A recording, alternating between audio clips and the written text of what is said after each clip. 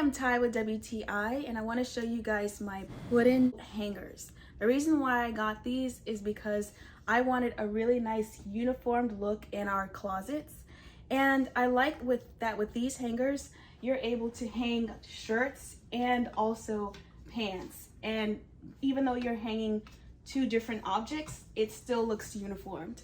So I like that about these hangers.